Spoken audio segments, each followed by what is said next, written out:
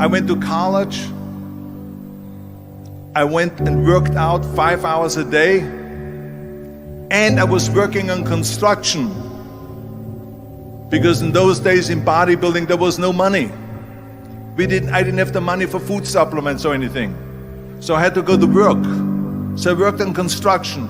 I went to college. I worked out in the gym, and at night from 8 o'clock at night to 12 midnight, I went to acting class 4 times a week. So I did all of that.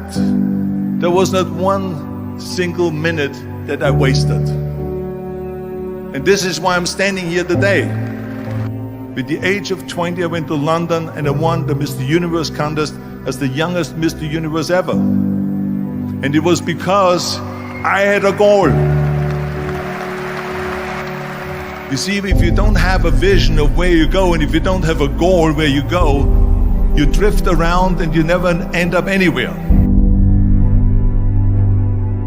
74% hate their job in America. The majority of people don't like what they're doing because they're really not doing it because they didn't have a goal and they followed this goal. They just aimlessly drift around, and then all of a sudden there's a job opening, so they get that job because you have to work. But then when you work, it's a chore. It's work. It's not fun. So if you think about, only a quarter of the people really enjoy what they're doing in life. So people always ask me, when they saw me in the gym in the pumping iron days, they say, why is it that you're working out so hard? 5 hours a day, 6 hours a day, and you have always a smile on your face. The others are working out just as hard as you do, and they look sour in the face. Why is that? And I told people all the time, I said, because to me, I'm shooting for a goal. In front of me is the Mr. Universe title. So every rep that I do gets me closer to accomplishing that goal, to make this goal, this vision, turn into reality. Every single set that I do, every repetition, every weight that I lift will get me a step closer to turn this goal into reality. So I couldn't wait to do another 500-pound squat. I couldn't wait to do another 500-pound bench press. I couldn't wait to do another 2,000 reps of sit-ups. I couldn't wait for the next exercise. So let me tell you something, visualizing your goal and going after it makes it fun. You got to have a purpose no matter what you do in life. You got to have a purpose.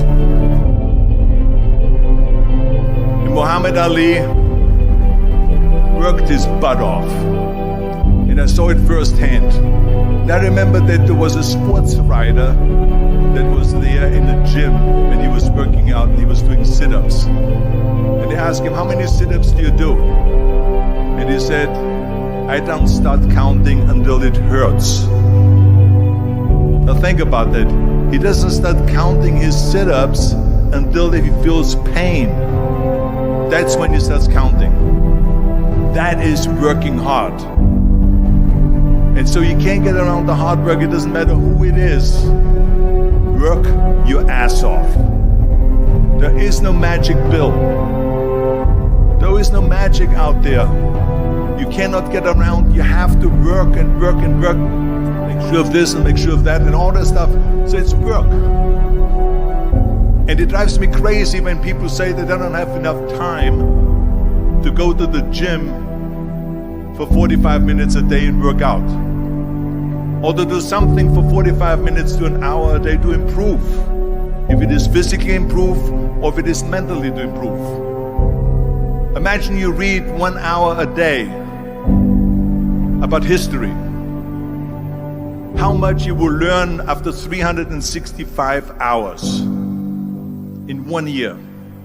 Think about if you study about the history of musicians, of composers, how much you would know. Imagine if you would work on a business, on some business that you want to develop every day for an hour. Imagine how further along you will go and get. So it drives me nuts because when people say we don't have the time, we have 24 hours a day.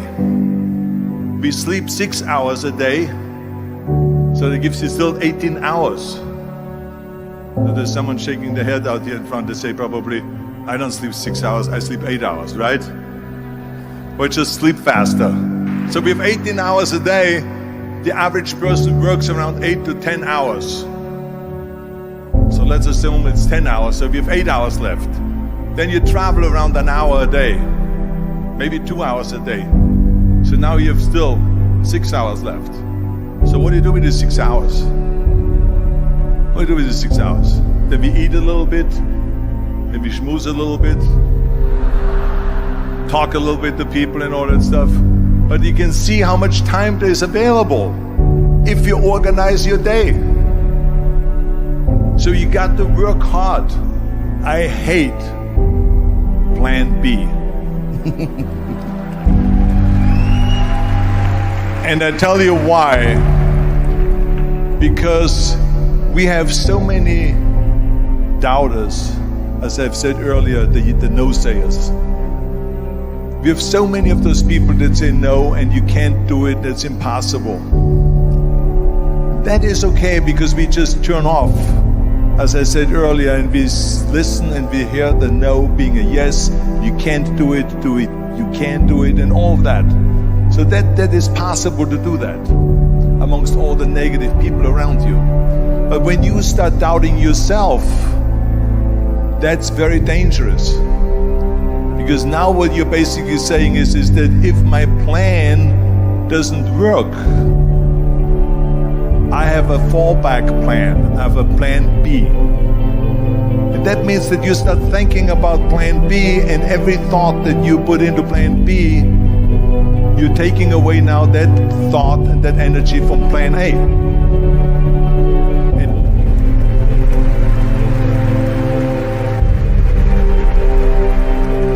And it's very important to understand that we function better if there is no safety net, because plan B becomes a safety net. It says that if I fail, then I fall and I get picked up and I have something else there that will protect me.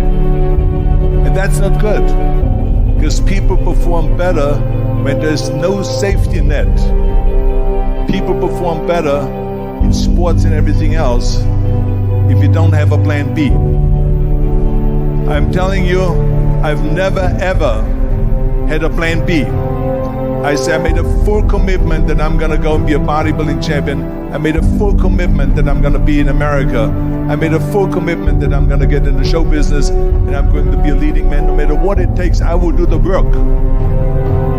I will do the work over and over and over until I get it.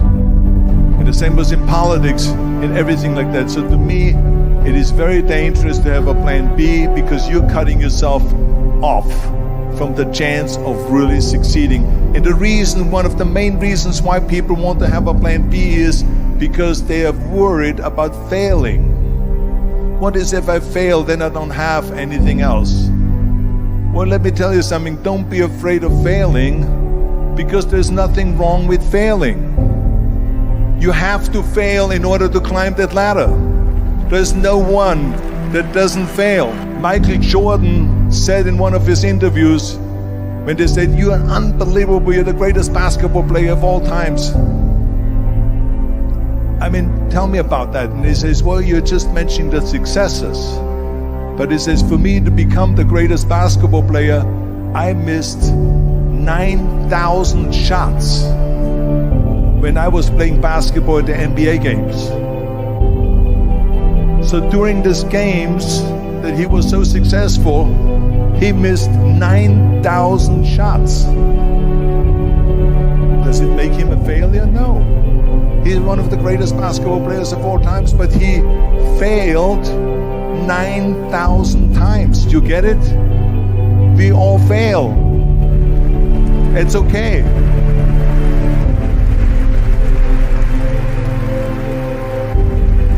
What is not okay is that when you fail, you stay down.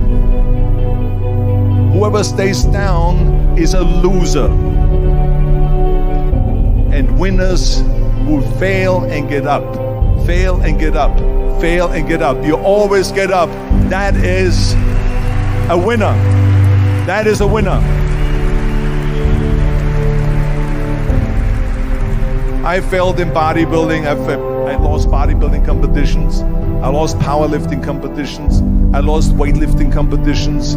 I had movies that went in the toilet and that were terrible and got the worst reviews. And in politics, I remember I had many of the initiatives on the ballot, and we lost. My approval rating in California went down to 28%, and then it went back up again, and I won again the governorship. Hey, we all lose. We all have losses. This is okay, and this is why I say don't be worried about losing, because when you're afraid of losing, then you get frozen. You get stiff, you're not relaxed. You got to be, in order to perform well in anything, if it's in boxing or if it is on your job or with your thinking, is only happening when you relax. So relax. It's okay to fail. Let's just go all out and give it everything that you got. That's what it is all about. So don't be afraid to fail.